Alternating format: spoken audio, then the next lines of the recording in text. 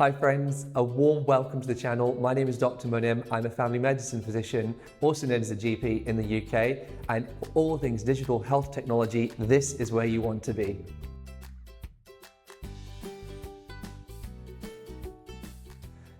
COVID-19 has changed the world, and it has been the most difficult few months for so many of us.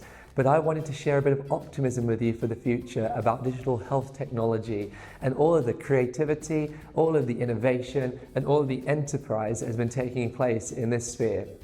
So let's start right here with YouTube, because we have seen so many creators get involved to keep the world upbeat and optimistic during the COVID crisis. And we've had channels that have kept the world moving. So for example, The Body Coach had created videos for older adults to keep them moving in the home during the crisis period.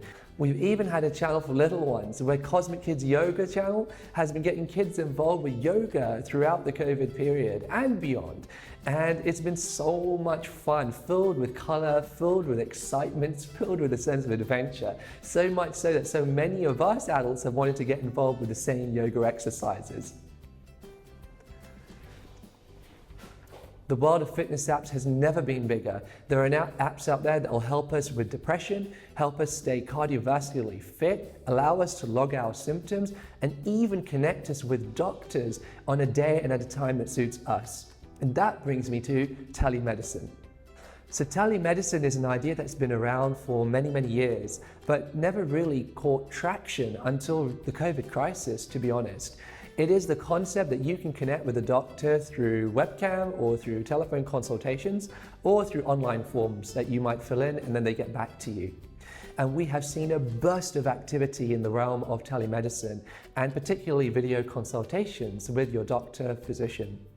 There are now so many providers out there that are allowing you access to see a doctor through webcam, and we as medical professionals are discovering that so much of medicine can actually be done remotely. Of course, there are still some things that we need to see people directly for, but there are equally so many things that we are now discovering that we can manage just through the internet.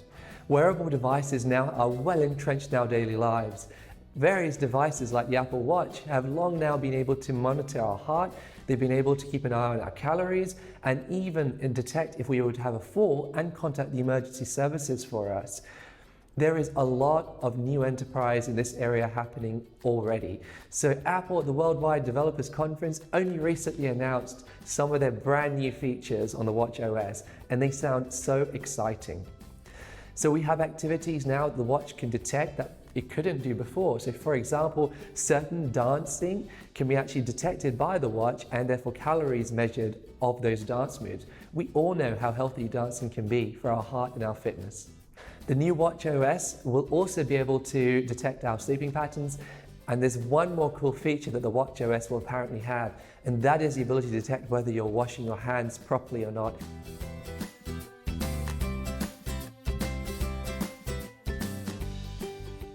And then there are devices out there like the Omron watch, which can tell us about our blood pressure just through a watch alone. Now, for some period of time, of course, we've had blood pressure cuffs around the arm, and we've always had the ability to detect blood pressure at the wrist, but not really in the form of a watch, which is so much more convenient. And then there are devices on the horizon like the Withings ScanWatch. Now the Withings ScanWatch promises to be able to detect our oxygen levels and whether they're dipping at nighttime or not. And this can help with the diagnosis of a condition called sleep apnea. Now sleep apnea is a cause for tiredness all the time in some people, but it can also be a risk factor for various other health-related conditions such as heart disease. Where are we heading into the future? Well, biosensing technology will revolutionize medicine amongst a few other things, of course. And the ability for sensors, tiny sensors, to be able to pick up on certain chemicals in various fluids of the body is phenomenal, because it will help with the diagnosis of conditions far quicker and far more easily than we've ever been able to. In fact, an article recently written in the journal Nature Biotechnology outlines the future of where biosensing technology is going. Just a side note here, so Nature is one of the world's most famous journals. It is incredibly difficult to get published in it, and so back to the article. This outlined the various parts of the body that small chips and devices could be placed in order to detect a variety of things. So for example, glucose using a contact lens, or for example, checking for sugars, glucose in the sweat on our skin. And this could benefit so many people. So for example, people who suffer with diabetes, if they can tell their sugars just on something you can place on the surface of the skin and not through a needle, it will change their lives, improve their quality of life. And then we have artificial intelligence. And you know that this is already out there. We see it in our everyday lives with Google or Siri or Amazon's Alexa. And they use artificial intelligence to be able to detect our language, understand our questions, and provide us with answers. And particularly in the next few years and onwards, we'll probably see AI change our lives in three main areas in healthcare. The first is probably going to be in helping with the diagnosis of conditions, helping you as a patient, but also doctors. So we know for the longest time that there's been this running joke of people looking up Dr. Google or Dr. WebMD, and every time the condition comes up as possible cancer for even the slightest, mildest symptom. And there have been so many spoofs and jokes about this on the internet. But the fact of the matter is, as artificial intelligence gets smarter, we are getting closer to a day, we're not there yet, where patients would be able to look up their conditions online or through an app, through a piece of software with the AI integrated into it, and the AI would get pretty close to right diagnosis. There's already a lot of research taking place here. So for example, a company called Babylon Health and a company called ADA are actively researching into this. In fact, today you can even download the app ADA and put in your symptoms and have a go and see whether it's close enough to what you think could be going on. But I would just say at this stage, I think it's still experimental and we're not quite there yet. So do consult with your doctor if you're ever worried about any symptoms. The second will probably be picking up on certain diseases or conditions through imaging. And so, for example, at the moment, dermatologists will use something called a dermatoscope, which is a magnifying glass, and they'll put it to the skin to see if they can come up with a diagnosis on what a skin lesion might be. So, for example, could it be skin cancer? Now, can you imagine putting it through a machine and allowing the machine to decide, and actually that machine having a greater accuracy than the best physician out there? This would be revolutionary. It could theoretically mean one day we could take a photograph of any lesion on our skin and the computer or the app would be able to tell us exactly whether they think it's skin cancer or not and what the probability of it being skin cancer is if they're not sure.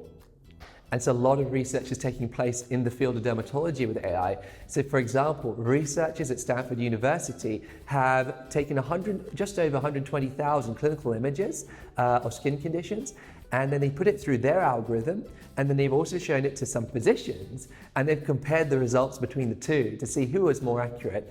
And guess what? The algorithm that they had proposed and intended was just as good as board-certified physicians at picking up on various conditions and classifying them. This is revolutionary, and although it's not quite ready to be released out to the public, you can imagine where this is going into the future. And then we have treatment plans. So now treatment plans are being created by AI.